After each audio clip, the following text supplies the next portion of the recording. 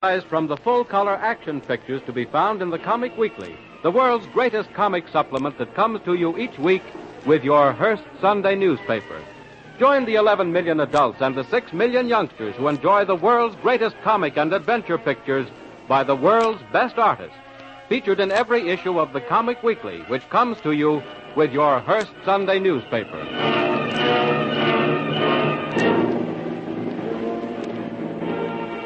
Jungle Jim finally got the better of the band of saboteurs who were planning the destruction of the Panama Canal when he released the huge torpedo, and it exploded harmlessly on the bottom of Gatun Lake. But not without some sacrifice. For as soon as Beard realized he had been outwitted, he shot Jim in the back, and he was holding his pistol at Jim's head to finish him off when a shot rang out from Kolu's rifle and Beard slumped to the floor of the cave, dead. Kolu and the canal guards tenderly carried the wounded Jim back to the plantation house, where Colonel Barrett and Kitty arranged to have him transported to the hospital at the Army base across Gatun Lake. Jim's injury may be very serious, and the Army doctor will venture no opinion until an emergency operation is performed. While the skill of doctors and nurses is pitted against the task of saving Jim's life, 3 anxious people, Colonel Barrett, Kitty, and Kolu, are holding what seems to be an everlasting watch in a small room just off the hall leading to the operating room. Well, Kitty, how do you feel after a good night's rest? Well, I feel much better, Colonel, but... Yes, I know, but Jim. But Jim will be all right, Kitty. I wish you'd take the sensible view of this situation. And what is the sensible view? Jim is in the best of hands. He's hurt, to be sure. But you should know the medical and surgical miracles these Army doctors have performed more than once. And he's not shot up so badly. I'm still waiting for that sensible view. Oh, you know what I mean, Kitty.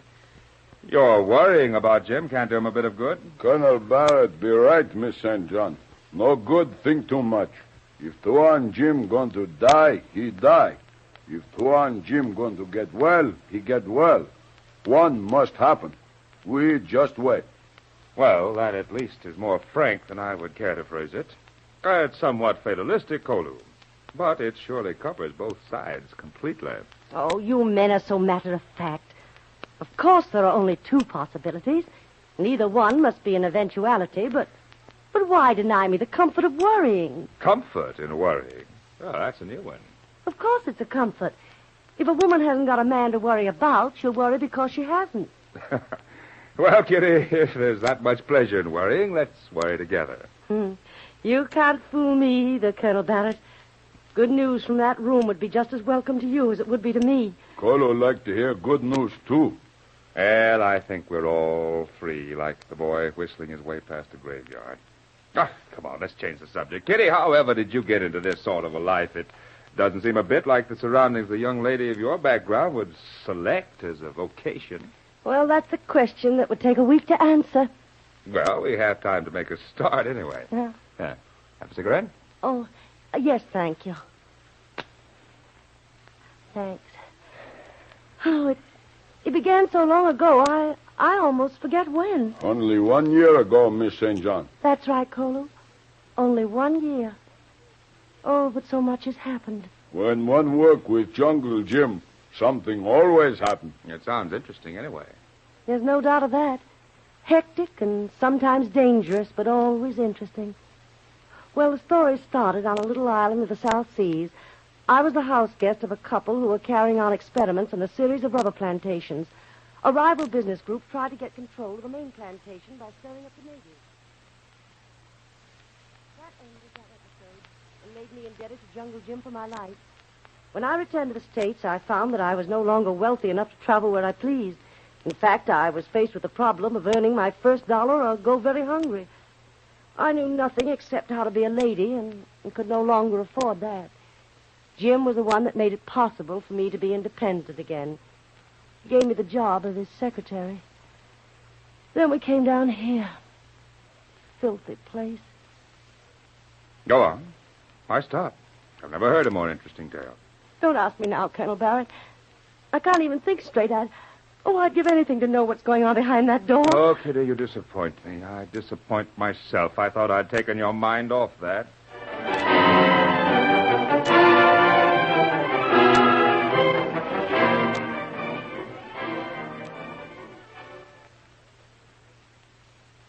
Dr. Kirkbride, here are the X-ray pictures of Mr. Bradley. Good. Mount them, Sorensen. Let's see what we're up against.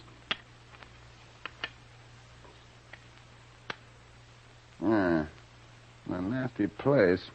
In tarnation do bullets always find such places to hide? Between the spine and the right lung. Yeah. Of course, it could have been worse. Bullet must have struck the transverse process of the vertebrae and was deflected. It looks like dangerous territory it's in now. That's the way it happened, Doctor. See here, that must be a bone chip from one of the thoracic vertebrae. Yeah. Oh. Well, according to this other picture, it's now lodged between the mediastinum and the pleural sac. Now, it hasn't penetrated the pleural cavity. No, I think we'd be right in believing otherwise, Doctor. You see, from this angle, the deflection was upward. That's encouraging. Yeah, some encouragement. I don't like that area at all. Dr. Kirkbride, the stories of your technical ability are just too numerous for me not to welcome this opportunity to see you operate. Why didn't they pick on someone else? Why, man, they got me out of bed at 2 o'clock in the morning and flew me here direct from Washington. Who is this fellow, anyway? He's a great hero. Just uncovered a plot to smash up the canal.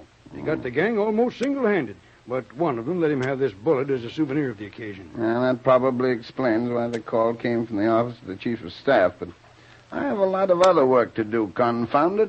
Hero or no hero. Well, Doctor, you can really blame myself and my staff. We sent in the request. We believe you to be the best man in the world for this kind of an operation. Ah, poppycock, Sounds. Now, come on, let's get to work. All right, through this door, Doctor. I'm sure the operating room is ready by now.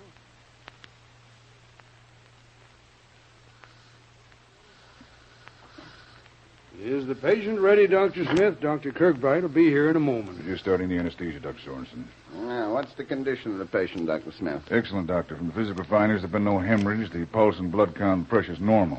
He's a wonderful physical specimen. Ah. Has he had his tetanus antitoxin? Yes, Doctor. No indication of lung collapse? No, Doctor. Physical findings and respiration normal. Have that light lowered about a foot.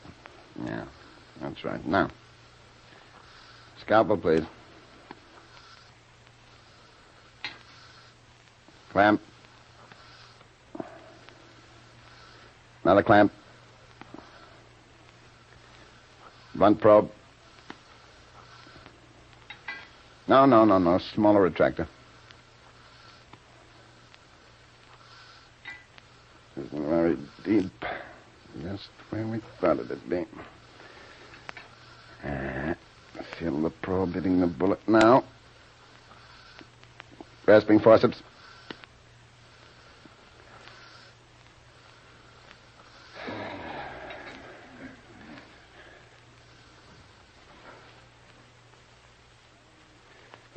Perfect miracle. Why did it stop there? A hair's breadth on either side would have pierced the mediastinum of the pleural sac and, well, then there might not have been need for us. How's the patient's condition? Excellent, Doctor. Well, I'll take no chances on post-operative shock.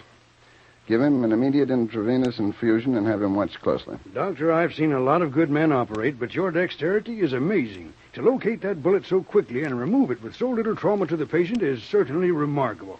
It's been a privilege to watch you, Doctor. Ah, nonsense. In France, we used to take out a pound of those things before breakfast. But thanks anyway. I must be going. Your plane is warming up on the line now. Goodbye, Dr. Sorensen, and take good care of my latest patient. Goodbye.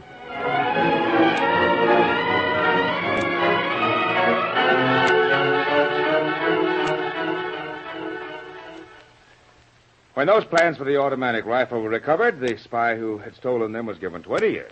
And from then on, I was in the Army intelligence. Go on. Why stop? I told you all of my story, and, well, I'll not be satisfied with less than all of yours. Do you really mind if I beg off? Regulations, you know. That case happened while I was in the Ordnance Department and not subject to the ban of silence imposed on us in the Intelligence Department. Does that apply to everyone? Oh, yes, everyone in or out of uniform and out of apartment. You mean I can't talk about the case of J7 to anyone? Well, no one can give you orders not to talk about it. But as the kind of patriotic American you are, it would be wiser in times like these to keep the story of Doc Beard in your own private file of memories. Colonel Barrett? Yes? Can you take a telephone call? Yes, certainly. What is it? In the office, sir. All right, I'll be right back, Kitty. All right. That Colonel Barrett. He great hunter, too, Miss St. John. He is that, Colo. I never knew we had so many people from other countries who want to do us harm. Oh, I've read spy stories and put them in the class of murder mysteries.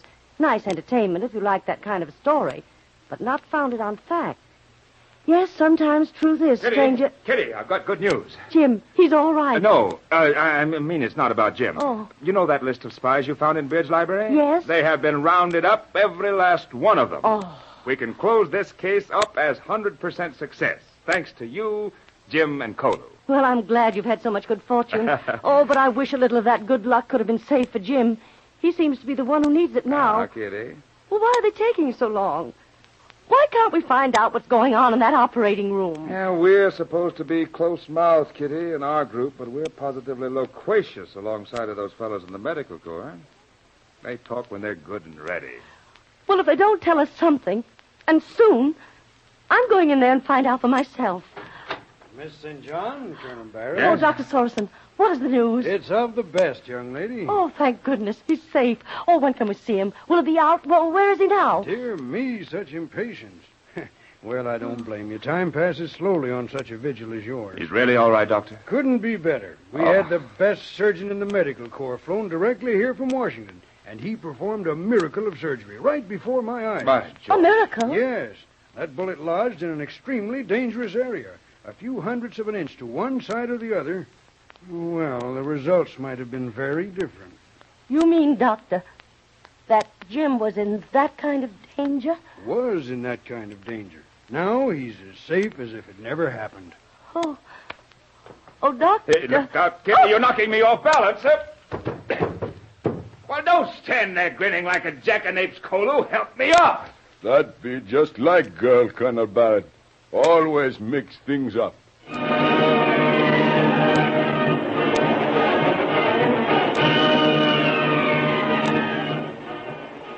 The shock of good news was too much for Kitty St. John. When Dr. Sorensen announced that Jim would get well soon, she fainted and fell, dragging Colonel Barrett to the ground with her. Don't miss the next exciting episode of The Adventures of Jungle Jim. Remember, you can follow these adventures in the full-color action pictures to be found in the Comic Weekly, the world's greatest comic supplement containing the best full-color adventure and comic pictures.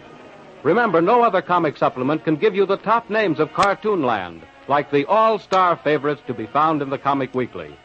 The whole family follows the fun and frolics of Jiggs and Maggie and the Little King and the immortal Donald Duck, as well as the exciting adventures of Jungle Jim and Flash Gordon. Join the 11 million adults and the 6 million youngsters who every week find the greatest of home entertainment in the Comic Weekly, which comes to you with your Hearst Sunday newspaper. More thrilling adventures of Jungle Jim will be heard at this time next week over this station. Be sure to tune in.